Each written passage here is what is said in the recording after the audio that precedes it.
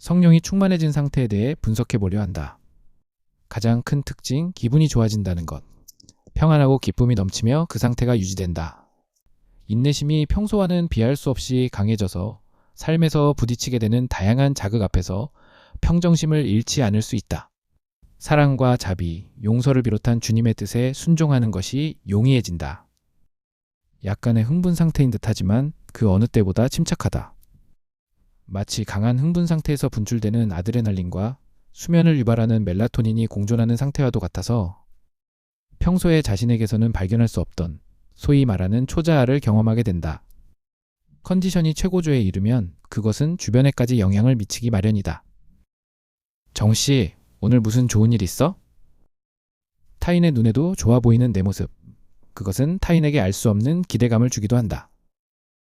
그것은 분명 사회생활을 하는 데 있어서 큰 이점이 된다. 한마디로 성령 충만한 상태로 세상을 살 수 있다면 모든 면에서 유리하다.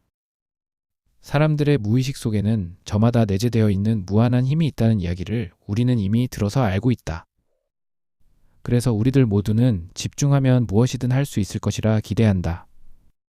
한 가지 문제에 사활을 걸고 집중하면 무엇이든지 이룰 수 있다는 것을 분명 알고 있지만 아무것도 달라지지 않는 이유는 집중할 수 없기 때문이고 집중해야 할 것이 너무나 많아 보이기 때문이다. 현대인들은 집중할 것을 찾느라 어느 것에도 집중하지 못한다. 이는 사실상 중요한 것이 하나도 없다는 의미일 수 있다. 저는 지금 취업을 준비하고 있습니다.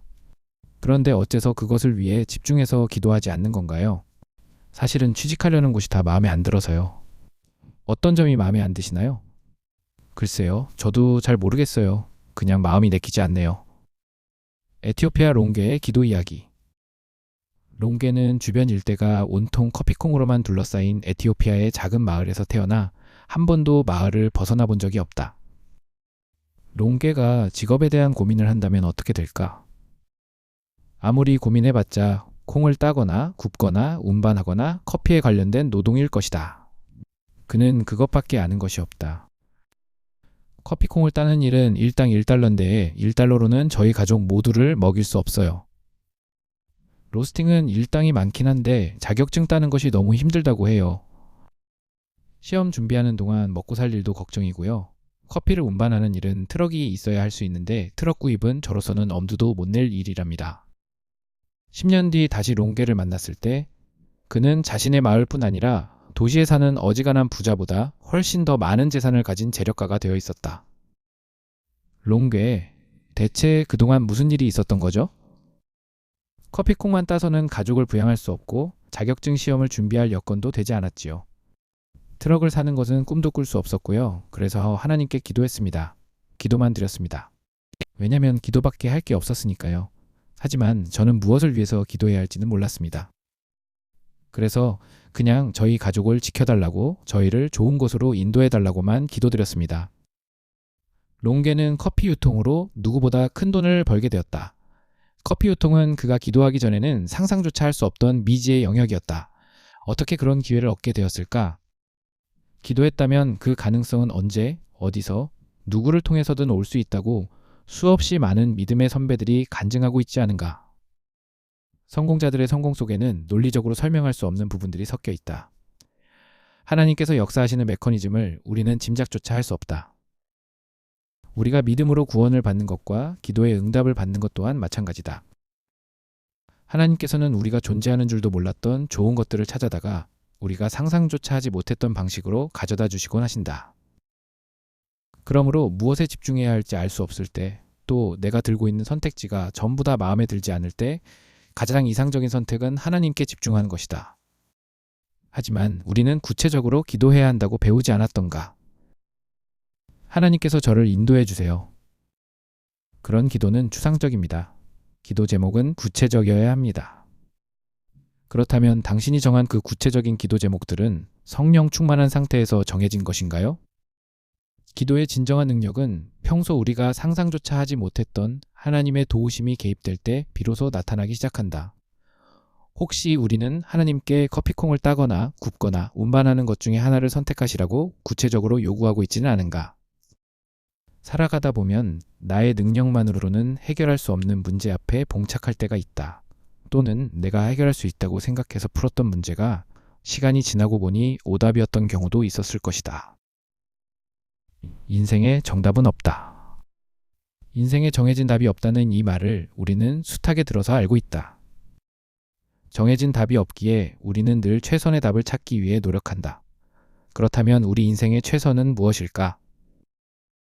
상담학에서 정의하는 가장 좋은 상담은 클라이언트가 본인 스스로 문제에 대한 답을 찾을 수 있도록 유도해 주는 것이다. 본인의 문제에 가장 적합한 답을 찾아낼 확률은 자기 자신이 가장 높기 때문이다. 그러나 기존에 내가 전혀 생각해낼 수 없는 창의적인 아이디어가 필요할 때가 있다. 이런 문제 앞에서도 우리는 본능적으로 자신의 경험과 지식에서만 답을 찾으려 한다. 자신의 힘으로 해결할 수 없는 난제 앞에서도 본인의 테두리 안에서만 답을 찾으려 한다는 것이다. 그러다 보니 생각해낼 수 있는 해답은 제한적일 수밖에 없다. 그러나 모두가 알고 있는 보편화된 것들로는 다른 이들로부터 특별한 반응을 얻을 수 없다. 차별화, 혁신, 변화를 모토로 누구나 특별한 것을 만들어내고 싶어 한다. 하지만 진정한 창의성은 기존에 자신이 가지고 있는 관념의 틀을 완전히 깨는 것이어서 사실상 평소 자신이 상상하지 못했고 자신이 예측하지 못했던 아이디어를 자신의 머릿속에서 찾아낸다는 것은 불가능에 가깝다. 그렇다면 살면서 자신의 힘과 경륜으로 도저히 해결할 수 없는 문제들을 만나게 되었을 때는 어떻게 해야 할까? 너는 내게 부르짖으라. 내가 내게 응답하겠고 네가 알지 못하는 크고도 비밀한 일을 내게 보이리라. 예레미야 33장 3절 말씀. 이 말씀에서 우리가 눈여겨봐야 할 구절은 바로 네가 알지 못하는 이라는 부분이다. 우리가 기도할 때 하나님께서는 우리가 짐작조차 할 수 없었던 방식으로 우리에게 응답해 주신다.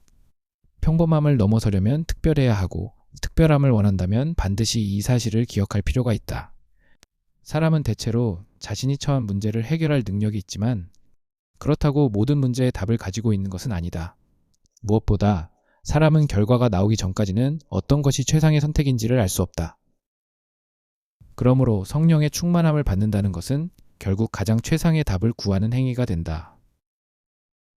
너무 구해야 할 것이 많다면, 너무 선택할 것이 많아서 고르기가 망설여진다면, 그래서 어떤 것에도 집중하지 못하고 있다면, 게다가 그 모든 것들이 그 밥에 그 나물 뿐이라면 차라리 모든 것을 내려놓고 성령의 충만함을 구해보자.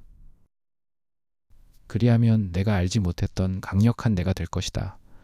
내가 상상하지 못했던 생각들이 떠오르고 경험해보지 못한 컨디션으로 능히 그 아이디어를 감당할 수 있게 될 것이며 그토록 어렵게만 느껴지던 예수 그리스도의 향기마저 뿜게 될 것이다.